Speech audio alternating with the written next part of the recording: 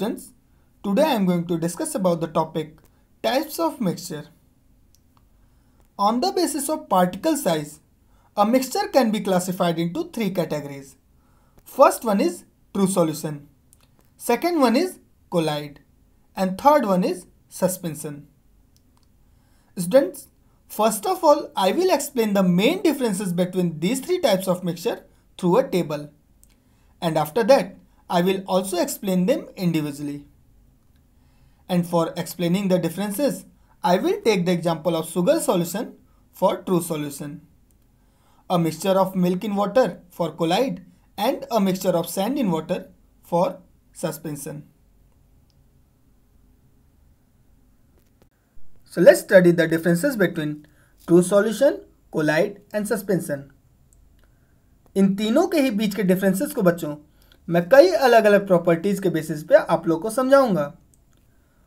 और जिस सबसे पहली प्रॉपर्टी को मैं यूज करने जा रहा वो है types of mixture.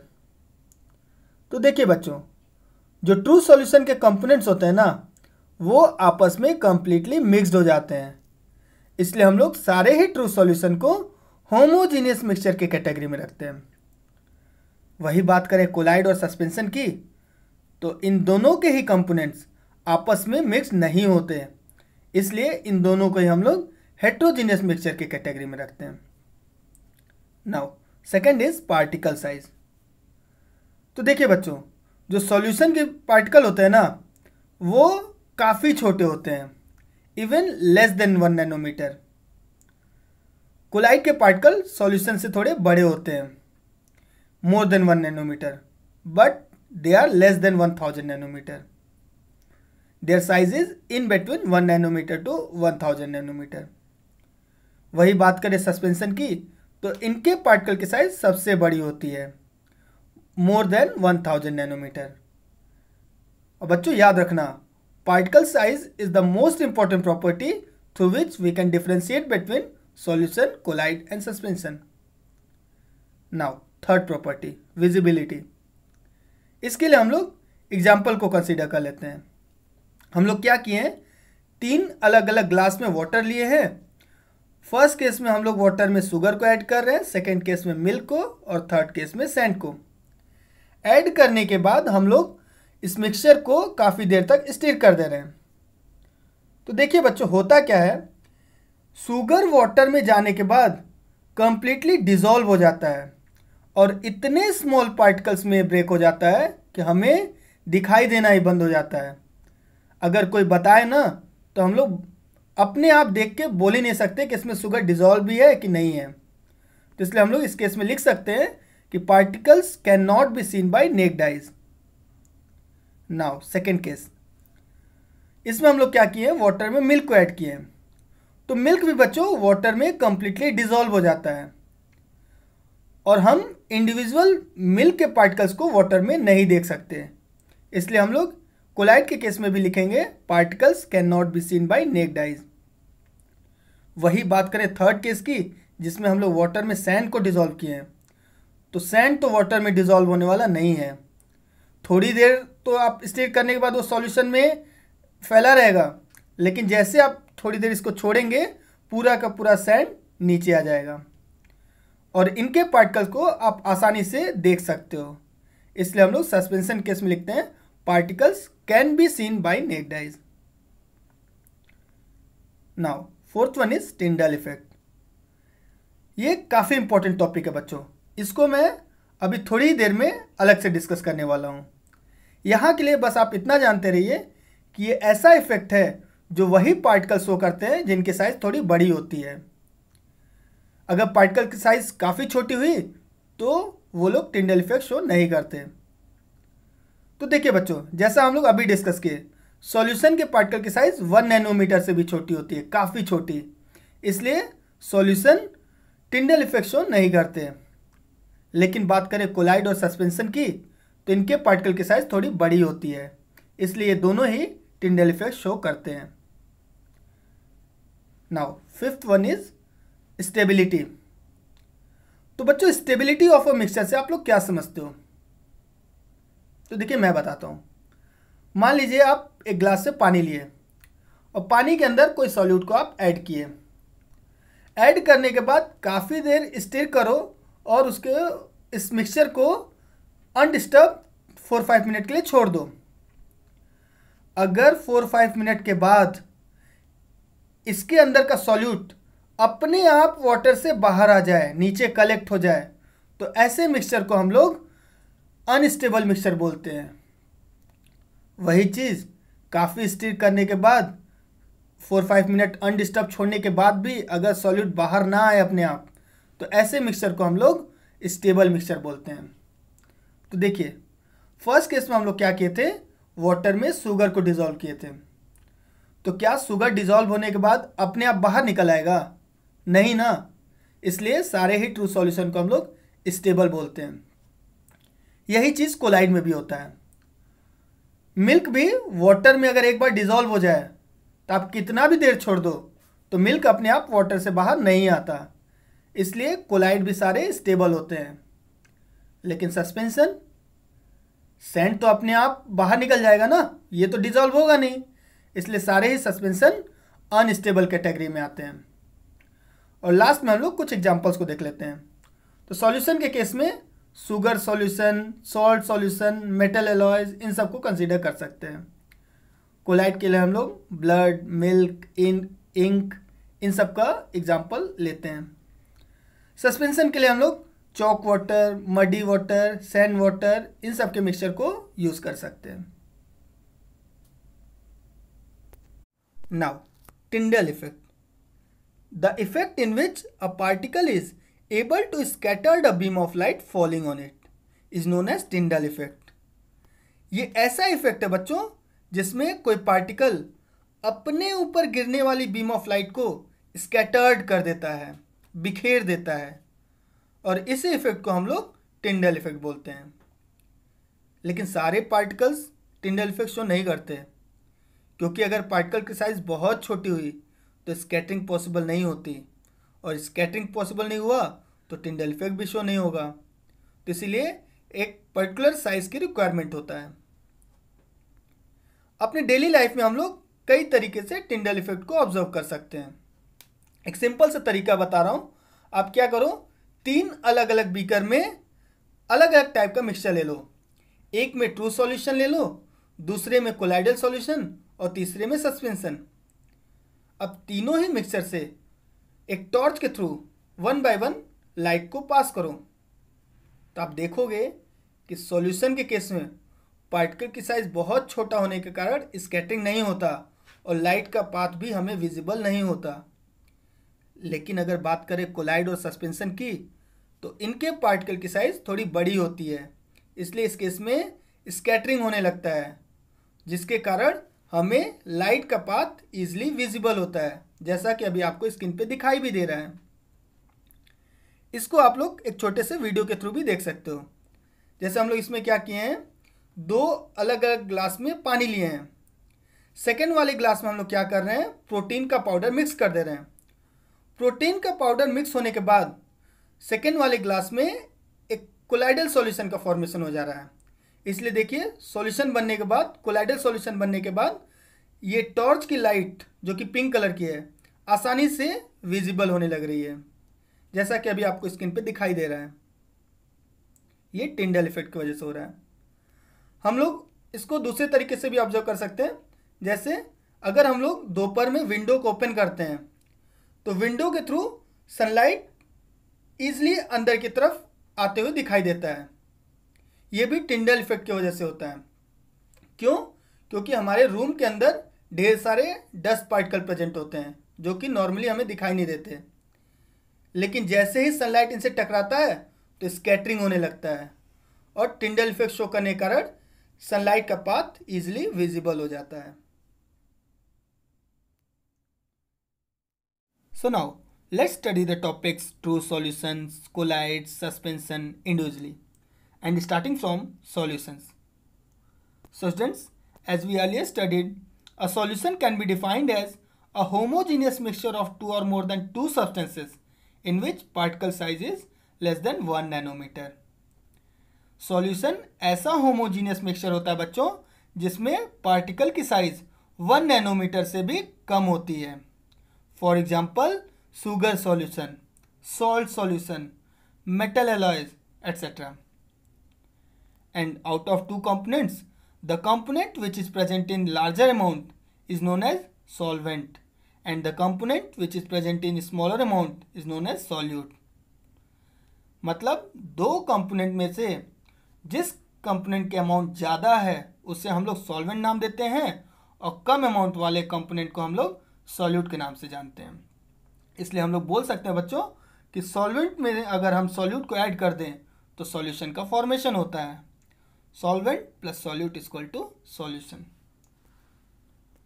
Now, types of solutions on the basis of amount of solvent। तो देखिए बच्चों, सॉल्वेंट के अमाउंट के बेसिस पे हम लोग सॉल्यूशन को दो कैटेगरी में बांट सकते हैं। एक ऐसा सॉल्यूशन जिसमें सॉल्वेंट का अमाउंट ज़्यादा हो उसे हम लोग डाइल्यूट सॉल्यूशन बोलते हैं, और ऐसा सॉल्यूशन जिसमें सॉल्वेंट का अमाउंट कम हो उसे हम लोग कॉन्सेंट्रेटेड सॉल्यूशन बोलते हैं। सो dilute solution can be defined as the solution which contains large amount of solvent is known as dilute solution, whereas the solution which contains minimum possible amount of solvent is known as concentrated solution। Simple way में बोलूँ तो ऐसा solution जिसमें solvent ज़्यादा तो dilute solution, solvent कम तो concentrated solution. Now types of solutions on the basis of dissolving capacity of solvent. तो देखिए बच्चों, जैसा कि हम लोग अभी पढ़े हैं कि सॉल्वेंट में सॉल्यूट को डिजॉल्व करने से सॉल्यूशन का फॉर्मेशन होता है, लेकिन ऐसा तो नहीं है ना कि आप किसी सॉल्वेंट में जितना मन हो उतना सॉल्यूट डिजॉल्व कर दो। हर एक सॉल्वेंट की अपनी कुछ कैपेसिटी होती है ना। जिससे मान लीजिए आपके पास एक ग्लास वाटर है, तो ऐसा तो नहीं है ना एक ग्लास वाटर में आप 4 kg 5 kg चीनी डिजॉल्व कर सकते हो। उसकी तो कुछ कैपेसिटी होती होगी ना। तो देखिए बच्चों, इसी कैपेसिटी के बेसिस पे हम लोग सॉल्यूशन को दो पार्ट में डिवाइड कर सकते हैं। तो एग्जांपल के थ्रू ही समझते हैं। मान लीजिए एक ग्लास वाटर की डिजॉल्विंग कैपेसिटी है 5 टीस्पून शुगर, मतलब एक ग्लास पानी में 5 चम्मच चीनी मैक्सिमम डिजॉल्व हो सकता है। तो पहला केस हम ऐसा कंसीडर कर रहे हैं जिसमें उस ग्लास ऑफ वाटर में 5 चम्मच चीनी ऑलरेडी डिजॉल्व हो चुका है। मीन्स अब उस सॉल्यूशन में और ज़्यादा चीनी डिजॉल्व नहीं हो सकता। तो ऐसे ही सॉल्यूशन को हम लोग बोलते हैं saturated solution. Means the solution in which no more solute can be dissolve is known as saturated solution. उसकी डिजॉल्विंग कैपेसिटी थी 5 चम्मच चीनी, वो ऑलरेडी डिजॉल्व हो चुका है, इसलिए वो सैचुरेट हो गया है, सैचुरेटेड सॉल्यूशन कहलाएगा। लेकिन मान लीजिए डिजॉल्विंग कैपेसिटी तो 5 चम्मच चीनी की है, लेकिन आप डिजॉल्व बस किए हो कितना, 2 चम्मच या 3 चम्मच, मतलब अभी और भी चीनी को डिजॉल्व करने की चांसेस उसमें बाकी है। उसकी कैपेसिटी अभी और भी डिजॉल्व करने की बाकी है। तो ऐसे ही सॉल्यूशन को हम लोग अनसैचुरेटेड सॉल्यूशन बोलते हैं। The solution which can dissolve some more solute in it is known as unsaturated solution। Now metal alloys, very important topic। देखिए बच्चों, मेटल एलॉयज भी एक्चुअल में सॉल्यूशन ही होते हैं जो कि दो मेटल या फिर एक मेटल और एक नॉन मेटल के आपस में होमोजीनियस मिक्सचर से बनते हैं। It can be defined as a solution which is a homogeneous mixture of 2 or more than 2 metals और अ मेटल और non metal. For example, brass. It is a metal alloy of copper and zinc. Bronze. It is an alloy of copper and tin. Steel. It is an alloy of a metal and non-metal, iron and carbon. Now, mass percentage of a component in a solution. तो देखिए बच्चों, एक solution में दो या दो से अधिक कंपोनेंट प्रेजेंट हो सकते हैं। आप हर एक कंपोनेंट का मास परसेंटेज निकाल सकते हो कि कितना परसेंटेज उस सॉल्यूशन में प्रेजेंट है उस पर्टिकुलर कंपोनेंट का, by using following formula. The mass percentage of a component in a solution is can be given by mass of that component in solution upon total mass of the solution into 100। मतलब जिस component का mass percentage निकालना है उसका मास को ऊपर रखना है, नीचे पूरे सॉल्यूशन का मास, और परसेंटेज निकालना है तो 100 से मल्टीप्लाई कर देना होगा। जैसे मान लीजिए हमें सॉल्वेंट का मास परसेंटेज निकालना है, तो हम क्या करेंगे, mass percentage of solvent is equal to mass of solvent in solution upon total mass of the solution into 100। इसी तरीके से हम लोग सॉल्यूट के लिए क्या करेंगे, मास of solute in solution upon total mass of the solution into 100। तो ये तो रहा बच्चों फॉर्मूला। तो चलिए अब इसको यूटिलाइज करते हैं, एक क्वेश्चन सॉल्व करते हैं। The question is given, a solution contains 40 gram of common salt in 320 gram of water. Calculate the concentration in terms of mass by mass percentage of the solution. तो देखिए बच्चों question में क्या दिया है, एक ऐसा सॉल्यूशन है जिसमें 320 ग्राम ऑफ वाटर है और 40 ग्राम ऑफ कॉमन सॉल्ट, दो कंपोनेंट इन्वॉल्व हैं। एक तो है कॉमन सॉल्ट 40 ग्राम और दूसरा है वाटर 320 ग्राम। तो सबसे पहले आप ये बताइए कि इन दोनों कंपोनेंट में से सॉल्वेंट कौन सा होगा। हाँ, तो जैसा मैं आप लोग को बताया, ज़्यादा अमाउंट वाला हमेशा सॉल्वेंट होता है। तो वाटर इस केस में सॉल्वेंट हो जाएगा और कॉमन सॉल्ट इस केस में सॉल्यूट हो जाएगा। तो हम लोग लिख सकते हैं mass of solute is equal to 40 gram and mass of solvent is equal to 320 gram. तो जब आपके पास सॉल्यूट और सॉल्वेंट दोनों का मास पता चल गया तो मास ऑफ सॉल्यूशन भी निकल जाएगा, दोनों को ऐड कर देना होगा। तो mass of the solution is equal to 320 plus 40 is equal to 360 gram. तो चलिए अब one by one common salt और वाटर दोनों का ही मास परसेंटेज इस सॉल्यूशन में निकाल लेते हैं। First mass percentage of salt, इसके लिए हम लोग क्या करेंगे, mass of salt upon mass of solution into 100। तो मास ऑफ सॉल्ट कितना है 40, सॉल्यूशन का मास 360 इंटू 100। सॉल्व करेंगे तो आ जाएगा बच्चों 11.11%। इसी तरीके से अगर हमें मास परसेंटेज ऑफ वाटर निकालना हो तो हम लोग क्या करेंगे, mass of water upon mass of solution into 100। Mass of water कितना था 320, सॉल्यूशन 360 इंटू 100। तो इसको सॉल्व करेंगे तो हमारा आ जाएगा 88.88%। तो इस तरीके से बच्चों हम लोग किसी भी सॉल्यूशन के अंदर जो भी कंपोनेंट्स हैं उनके मास के बेसिस पे मास परसेंटेज को निकाल सकते हैं। Now second one is colloids. So students, by using earlier concepts, a colloidal solution or colloid is defined as a heterogeneous mixture of two or more than two substances in which particle size is in between 1 nanometer to 1000 nanometer. एक colloidal solution ऐसा heterogeneous mixture होता है बच्चों जिसमें particle की size 1 nanometre से तो ज़्यादा होती है लेकिन 1000 नैनोमीटर से कम। For example blood, ink, milk, cosmetics, detergents, paints, smokes, etc. Out of two components, the component which is present in larger amount is known as dispersion medium, whereas the component which is present in smaller amount is known as disperse phase. मतलब कि colloidal solution के अंदर जो भी दो components होते हैं उनमें ज़्यादा अमाउंट वाले को हम लोग डिस्पर्जन मीडियम के नाम से जानते हैं और कम वाले को डिस्पर्स फेज से। So students, we can say that when we mix disperse phase into dispersion medium a colloidal solution is formed. Dispersion medium plus disperse phase is equal to colloidal solution. ये भी बिल्कुल true solution जैसा ही होता है।